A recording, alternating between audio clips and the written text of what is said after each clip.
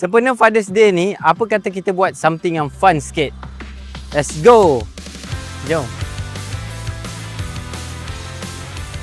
Sekarang ni, Aika tengah ada kempen turun padang. Bukan setakat datang tengok kereta je, tapi ada aktiviti yang korang boleh join. Aduh, ingat senang je. Tak apa, sekali lagi. Oh, go! Nice! Yeah!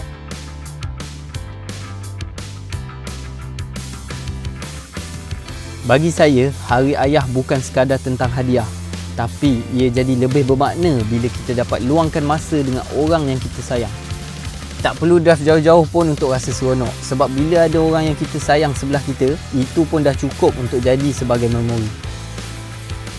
Kalau korang pun nak rasa pengalaman ni, jom turun padang di iCar. Korang boleh test drive mana-mana iCar model and korang boleh main turun padang challenge dan memenangi PS5. Jumpa korang di iCar showroom.